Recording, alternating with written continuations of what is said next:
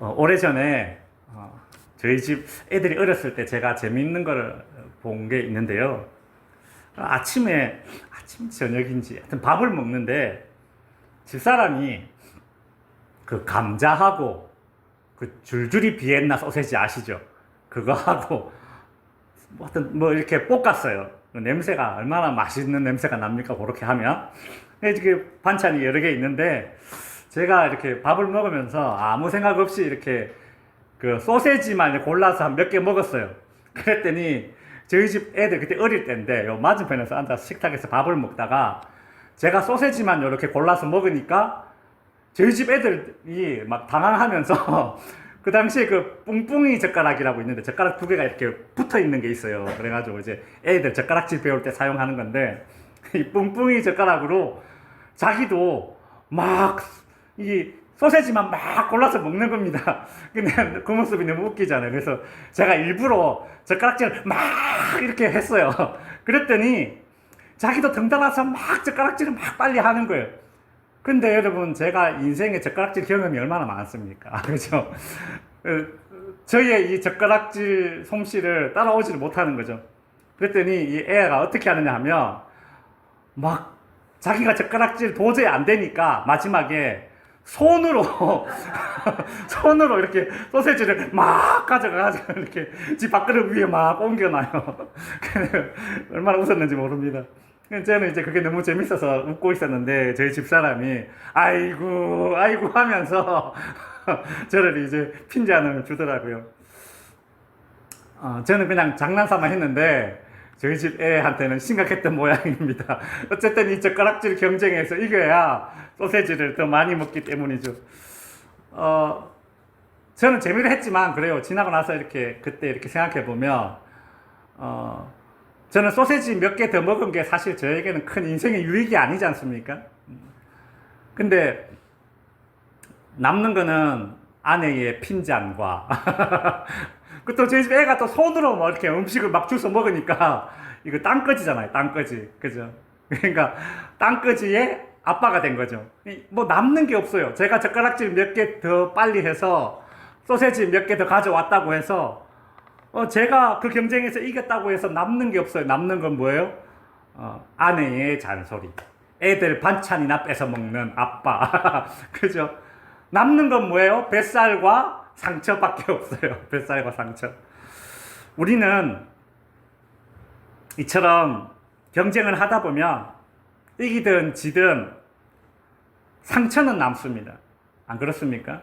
경쟁에서 이긴 사람이라고 해서 상처가 남지 않는 건 아니에요.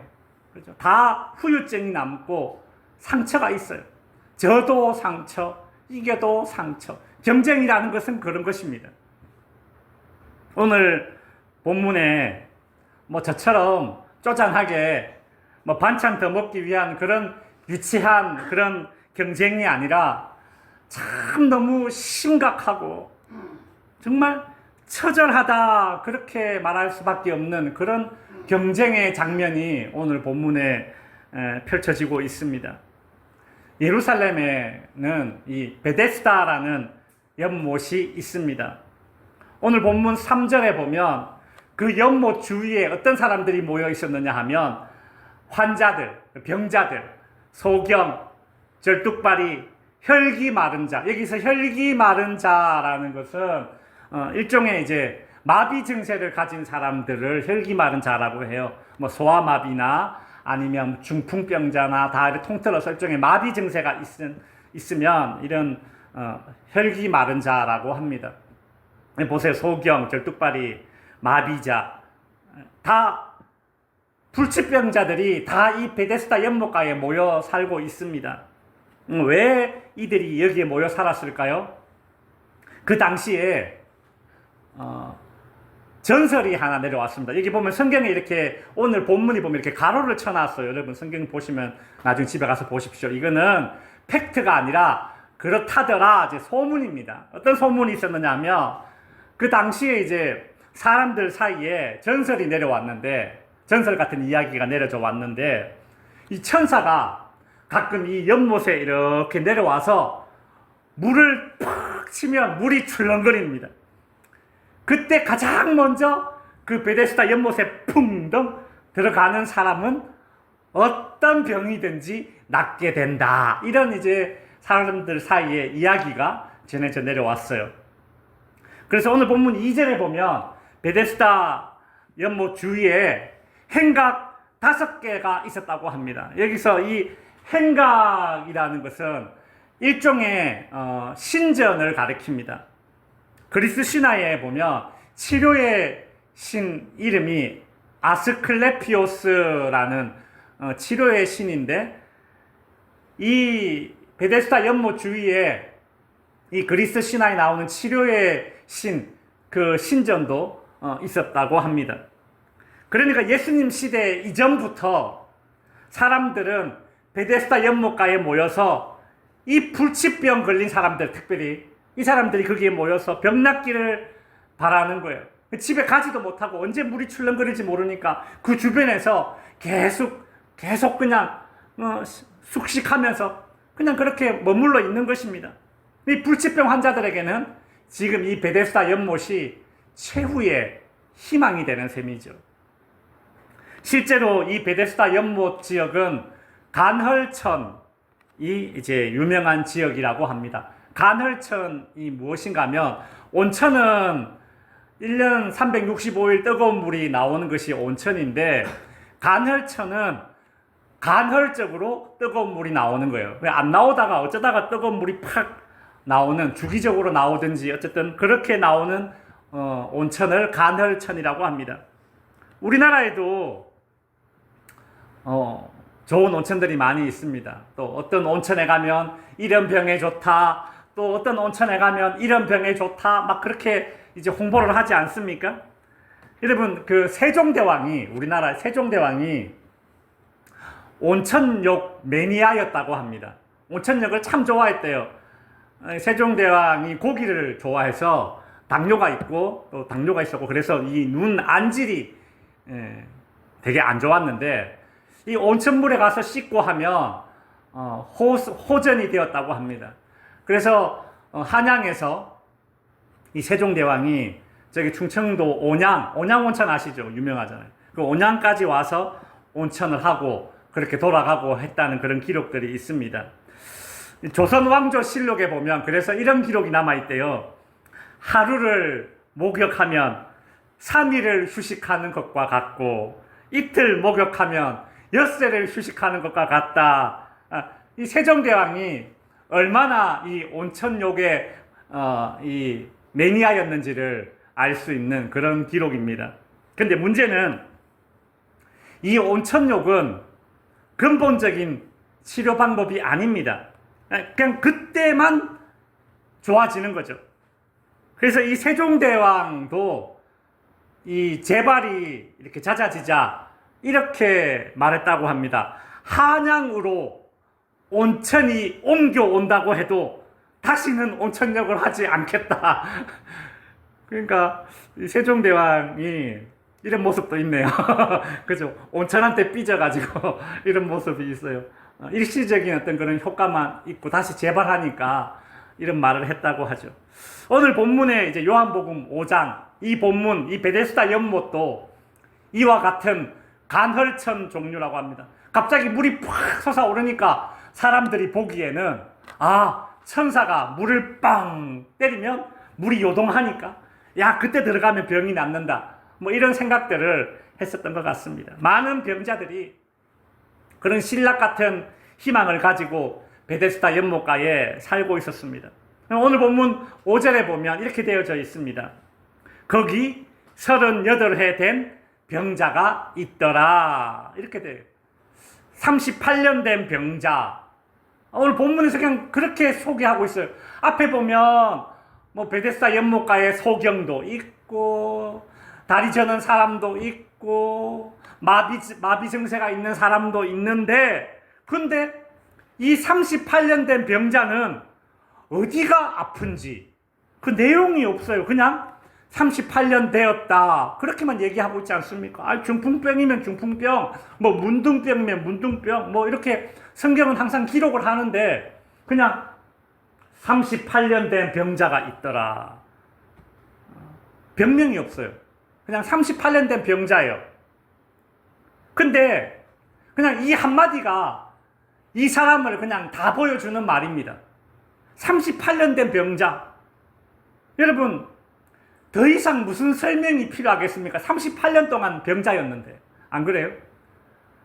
태어날 때부터 38년 동안 병자로 살아왔던 사람이든지 아니면 살다가 어느 순간에 병을 얻어서 38년 동안 아파왔는지 이게 중요하지 않아요.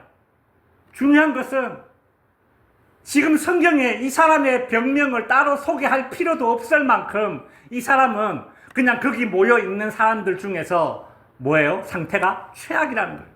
38년 동안 최악의 상황이었던 것입니다. 여러분, 사람이 38년 동안 아프면 어떻게 될까요?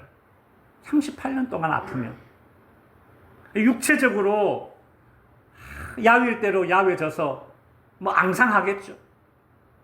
더 심각한 거는 이렇게 장기적인 그런 병을 앓다 보면 몸만 상하는 것이 아니라 정신도 상하지 않습니까?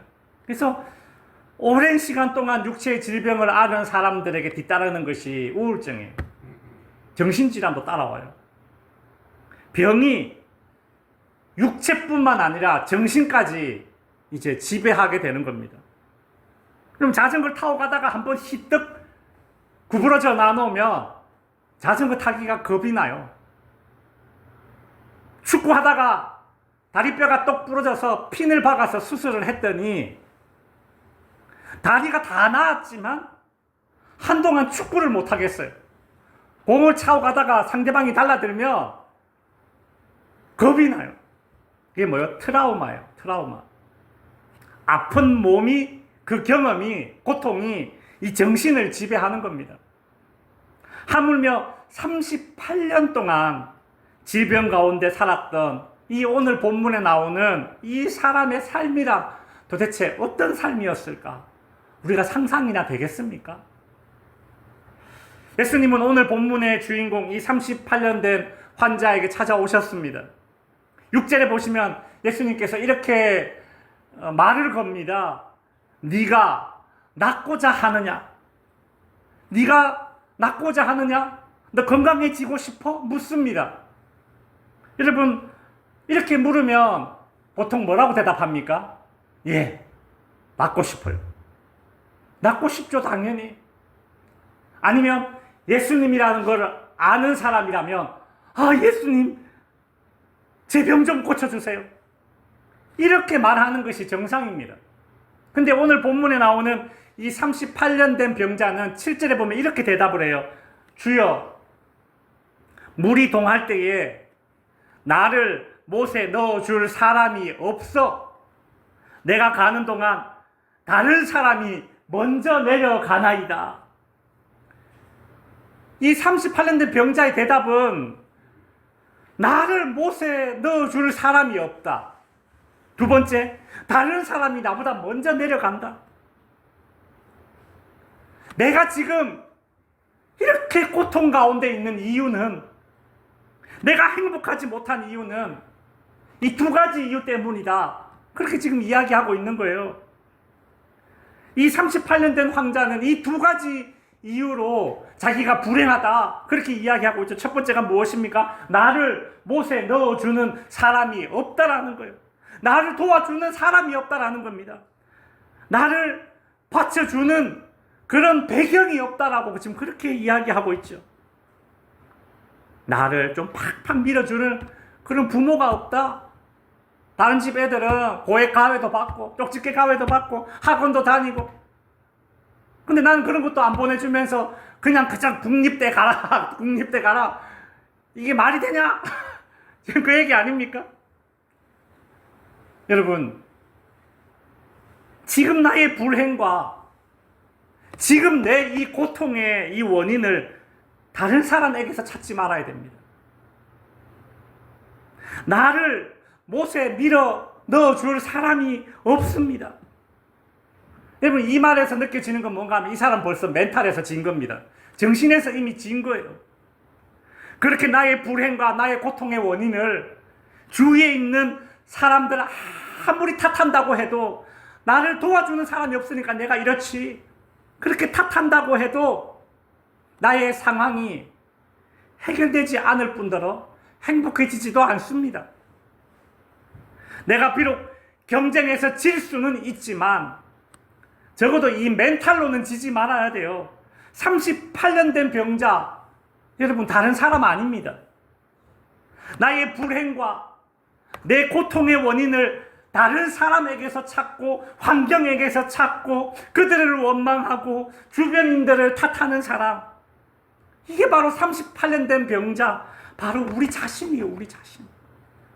우리 부모님이 나를 조금만 더 밀어줬으면, 여러분 이 세상에 어느 자식이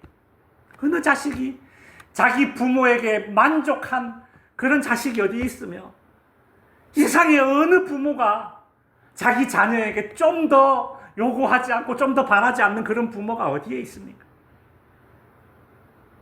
이 38년 된 병자가 스스로를 행복하지 못하다라고 한탄했던 두 번째 이유는 내가 가는 동안 다른 사람이 먼저 내려갔다. 지금 7절에 그 말이에요. 7절에 두 번째 이유 나오죠. 다른 사람이 나보다 먼저 내려가나이다. 이게 내 불행의 원인이에요. 즉 경쟁에서 내가 지고 있다. 밀리고 있다. 그래서 내가 지금 불행하다. 이 모양이다. 지금 그렇게 말하고 있는 겁니다.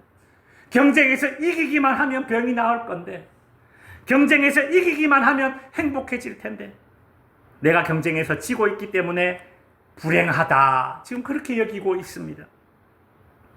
근데 사실 이 38년 된 병자의 삶을 한번 우리가 상상을 해봅시다. 처음에는 병 때문에 불행하다라고 생각했었는데 사실 이것이 진실에 더 가깝죠. 근데 점점 시간이 지나면서 내가 병 때문에 불행하다라는 생각보다 어떤 생각이 더 커지느냐 하면 내가 경쟁에서 이기지 못하기 때문에 불행하다라는 생각이 점점 더 커지는 겁니다. 이 38년 된 병자는 지금 병 자체의 지배를 받는 것이 아니라 경쟁력에서 뒤처지고 있다라는 그 좌절감에 더 큰 지배를 받고 있습니다.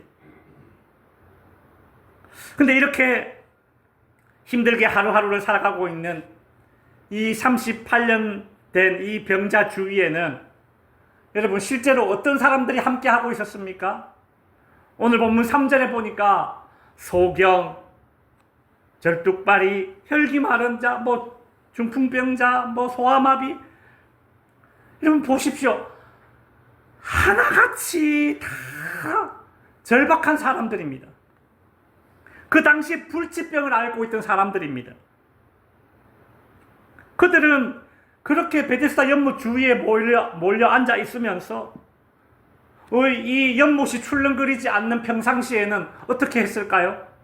서로 이야기도 나누고 인사도 나누고 밥도 같이 나눠 먹고 그렇게 지내는 사이였을 겁니다.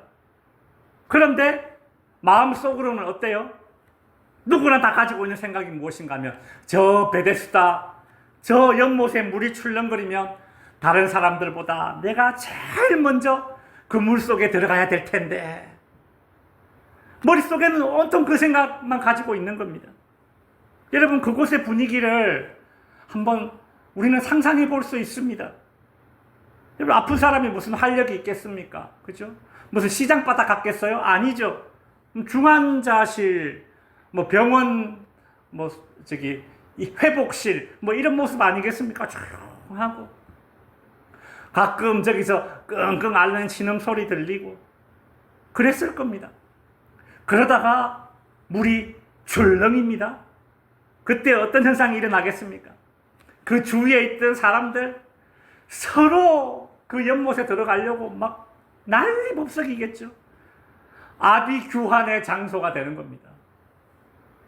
서로 먼저 들어가기 위해서 밀고 땡기고 핥히고 넘어진 거 그냥 밟고 들어가겠죠. 그죠? 여러분 이 경쟁은 그냥 운동회 달리기 1등 하기 위한 그런 경쟁 아니잖아요. 우리 상상이 되잖아요. 살기 위한 경쟁 아닙니까? 그죠?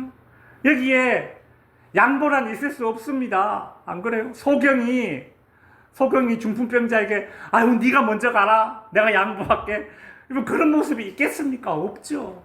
무한 경쟁입니다.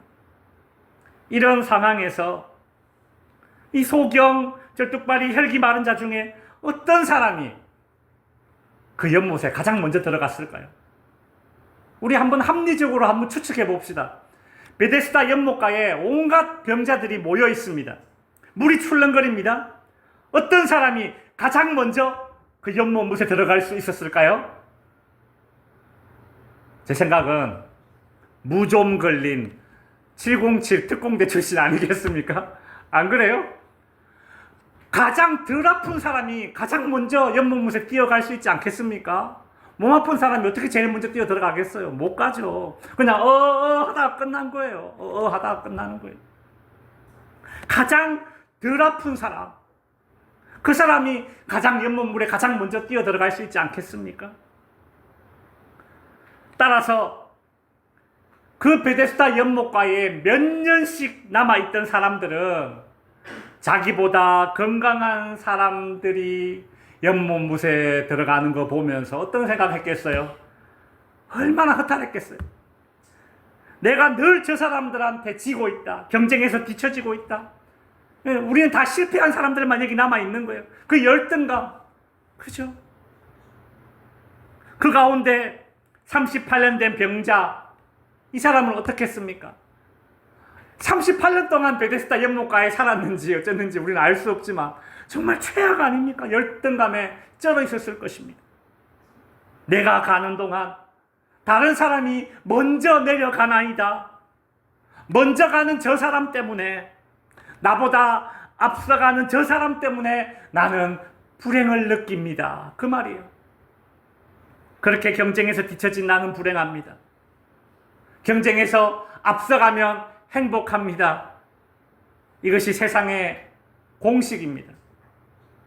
세상의 소리입니다. 먼저 가는 것, 앞서가는 것, 이것이 곧 행복이다. 그렇지 못할 때는 불행하다. 이 38년 된 병자도 자기가 먼저 물에 들어가야지만 병이 낫는다고 생각을 했습니다. 그런데 우리 주님은 오늘 본문에서 전혀 다른 방법으로 이 병자의 병을 고쳐주셨습니다. 8절에 보시면 일어나 네 자리를 들고 뭐하라? 걸어가라. 여러분 보십시오. 일어나 네 자리를 들고 걸어가라. 네가 가장 먼저 네 자리를 정리해. 네가 가장 먼저 자리에서 일어나. 그러면 너의 병이 낫게 될 거야. 그렇게 말씀하지 않으셨습니다.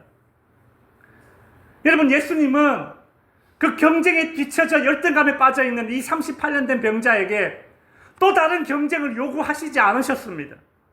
네가 어떤 경쟁 상황에서 이기는 어떤 그런 조건을 갖추면 내가 너의 병을 고쳐줄게. 그렇게 말씀하시지 않으셨어요. 그 어떤 경쟁도, 그 어떤 조건도 없이 이 병자의 병을 고쳐주셨습니다. 여러분, 이것이 주님의 은혜이고 이것이 기독교의 은혜입니다. 여러분, 우리가 이 음성을 들어야 됩니다. 그래서 나의 열등감의 자리, 패배의식의 자리, 그 돗자리 둘둘둘 말아가지고 치워버려야 됩니다. 1등이 주는 기쁨이 있습니다. 경쟁에서 이기는 행복이 있습니다. 오늘 설교를 듣고 그래 되는 대로 살자 혹은 최선을 다하지 말자 뭐 이런 얘기가 아니에요. 최선을 다해서 1등하는 기쁨도 좀 알고, 그죠? 경쟁에서 이겼을 때 행복을 알아야 됩니다. 그러나 최선을 다했는데도 경쟁에서 승리하지 못할 때, 그때 우리는 오늘 본문의 말씀을 기억해야 됩니다.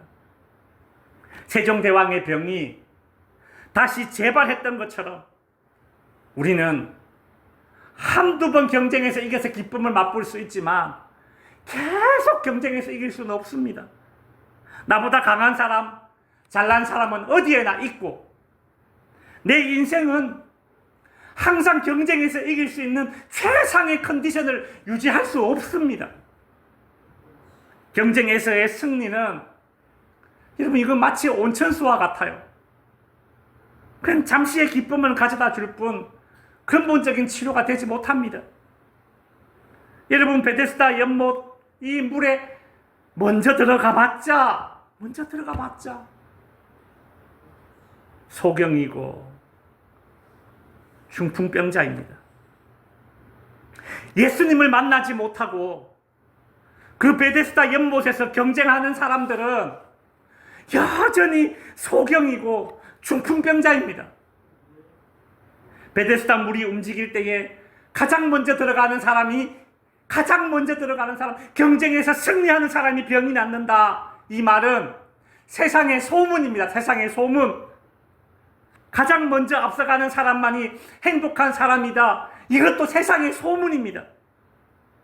그 법칙에, 그 소리에 얽매여서 살기 때문에 우리 모두가 소경으로, 절름발이로, 중풍병자로 사는 겁니다. 어디에서요? 이 베데스다 연못가에서요. 우리가 사는 곳이 베데스다 연못가 아닙니까? 여러분, 이 베데스다라는 이 히브리어 베데스다, 이 연못, 베데스다 연못 이름의 뜻이 무엇인 줄 아십니까? 베데스다, 자비의 집이에요. 자비의 집. 여러분, 이 베데스다 연못가에 무슨 자비가 있습니까? 네가 나보다 먼저 들어가. 이런 자비가 어디에 있어요? 경쟁만 있지, 죽기 살기로 경쟁만 하고 있지 않습니까? 그곳에서는 자비를 기대할 수 없습니다. 근데 이 무한 경쟁의 자리, 이 베데스다를 자비의 집이라고 부르는 거 참 모순적이죠. 그죠? 오늘 세상을 보는 것 같지 않습니까? 이 모순된 세상에서 오직 앞선 자만이 행복하다라는 이 세상의 소리, 여기에 우리가 얽매여 살지 말고 오늘 우리 모두는 여러분 예수님을 만나야 합니다.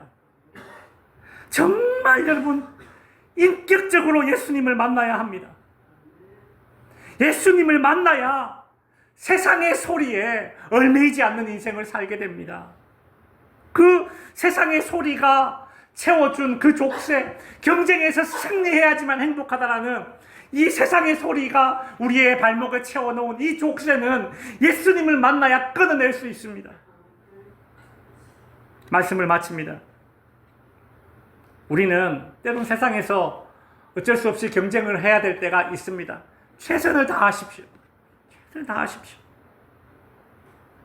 그러나 최선을 다했는데도 불구하고 내가 경쟁에서 밀렸다면 그때는 우리를 붙잡아 줄 수 있는 힘은 오직 예수님입니다. 학생들은 중간고사가 끝나고 나니 기말고사가 다가오고 학교를 졸업한다고 해서 뭐 경쟁을 하지 않느냐? 아니죠. 어른 되고 나니 더 치열하게 경쟁하고 더 은밀하게 숨겨진 경쟁을 하는 것이 어른들의 경쟁 아닙니까? 그 모든 경쟁에서 어찌 우리 모두가 다 앞서 나갈 수가 있겠습니까? 비록 맨 앞이 아니라 하더라도